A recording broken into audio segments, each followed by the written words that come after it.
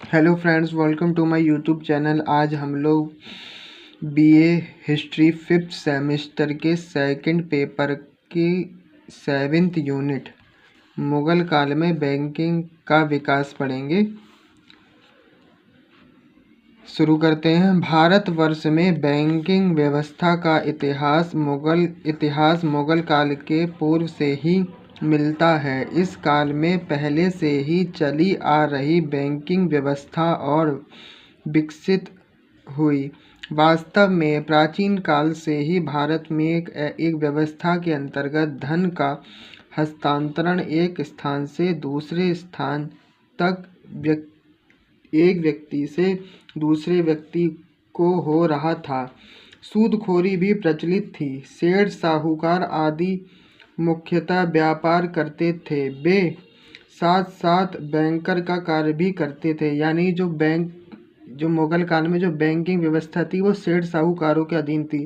जो बैंकर थे वो सेठ साहूकार ही कहलाते थे।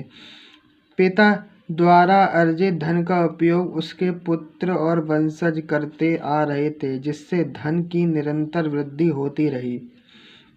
अलाउद्दीन खिलजी के शासन काल में ही बाजार व्यवस्था और उससे जुड़ी अर्थव्यवस्था के आधार पर निष्कर्ष निकाला जाता है कि उत्तर भारत में पूंजीगत संबंधों का आधार बन चुका था। मुग़ल काल में भू राजस्व की मात्रा बढ़ी तथा वस्तु के रूप में न होकर नकदी पर जोर दिया गया। कभी कभी भू राजस्व अग्रिम रूप से भी वसूला जाता था। प्राकृतिक आपदाओं से त्रस्त गरीब किसानों को भू राजस्व देने के लिए भी अक्सर ऋण लेना पड़ता था।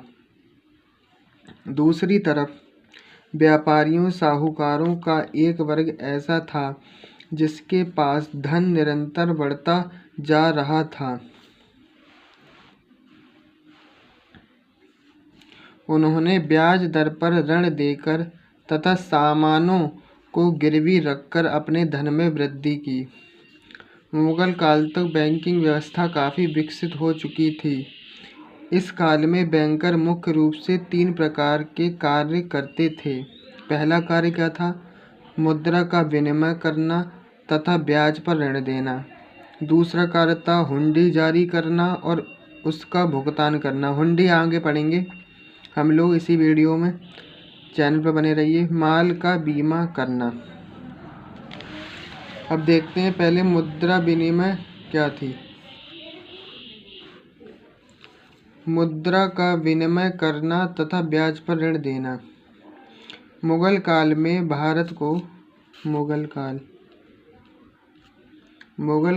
भारत में ब्रिटिश व्यापारिक कंपनी ईस्ट इंडिया कंपनी की स्थापना हुई। इस समय तक बड़े बड़े अमीर व्यापारी और कंपनी के कर्मचारियों ने भी भारतीय सेठ साहूकारों से भारी मात्रा में ऋण लिया तथा धन का विनिमय किया। ईस्ट इंडिया कंपनी ने भारतीय बैंकिंग व्यवस्था के इतिहास को जानने के लिए एक समिति नियुक्त की, जिसने व्यापक जांच पड़ताल के पश्चात मुख्यतः मुग़ल कालीन बैंकिंग के विकास के संबंध में रिपोर्ट प्रस्तुत की। इस रिपोर्ट को C.N. कुक ने progress and present condition of banking in India नाम से प्रकाशित किया। यानी जो रिपोर्ट प्रस्तुत हुई थी किसके द्वारा हुई थी? कुक ने, C.N. कुक ने प्रोग्रेस ऑफ प्रेजेंट की, जिसका क्या नाम था? Condition of banking in India नाम से प्रकाशित किया। इसमें लिखा है कि प्राचीन काल से ही बैंकर भारतीय समाज का मुख्य अंग रहा है। साम्राज्य का अपना बैंकर, सूबा का अलग और गांव का अलग बैंकर होता था। यानी हर जगह का अलग बैंकर होता था। पूरे साम्राज्य का अलग अपना बैंकर, सूबा का अलग और छोटे गांव का अलग बैंकर होता था। प्रत्येक स्थान पर बैंकर एक प्रभावशाली भूमिका अदा करता था। समाज के प्रत्येक वर्ग में कोई न कोई उसका प्रतिनिधित्व करता रहा है। साथ ही वह अपने सामाजिक राजनीतिक दायित्वों का निर्वाह भी करता था।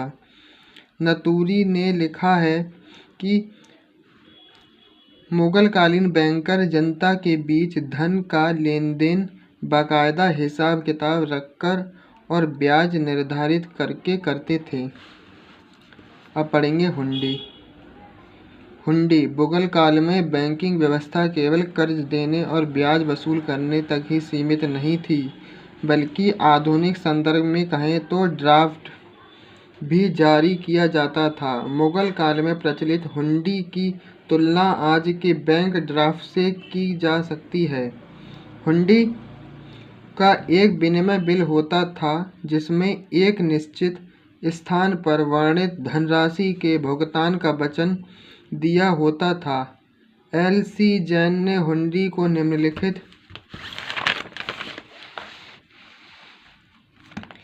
शब्दों में परिभाषित किया है। यह एक लिखित प्रपत्र और सामान्यतः बिना किसी शर्तों के होता था। इसके द्वारा एक व्यक्ति दूसरे व्यक्ति या व्यक्तियों को कोई धनराशि भेजता था, जिसका भुगतान संबंधित सेठ साहूकार के पास ले जाने पर तुरंत हो जाता या अथवा उसे एक निश्चित अवधि में भुगताया जा सकता था। भुनाया हो गया है, भुगताया जा सकता था। ट्रेवनियर लिखता है कि भारत के ग्रामों तक में ऐसे बैंकर होते थे जो मुद्रा का भुगतान एवं विनिमय पत्र हुंडी जारी करते थे। अब हुंडियाँ यहाँ पे मुख्य रूप से दो प्रकार की होती हैं। पहली दर्शनी हुंडी और दूसरी मियादी या मुद्दती हुंडी।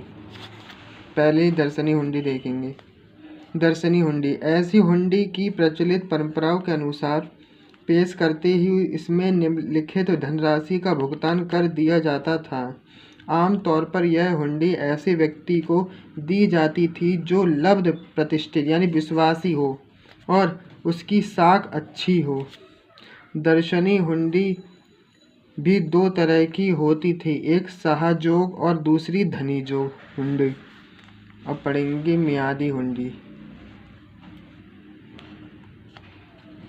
मियादी या मुद्दती हुंडी ऐसी हुंडियाँ निर्दिष्ट तिथि के पश्चात ही अथवा किसी निश्चित सांकेतिक उद्देश्य के पश्चात भुगतान की जाती थीं, जिसकी साख अच्छी नहीं होती थी। मुद्दती हुंडी में एक जोखिम हुंडी होती थी जो उस समय सबसे अधिक प्रचलन में थी।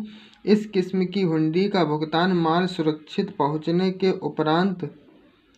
उपरांत होता था और माल में कमी अथवा माल न मिलने पर जिनके नाम से हुंडी प्रेषित होती थी वह उसका उत्तरदायी होता था, यानी जो उसका जिम्मेदार होता था।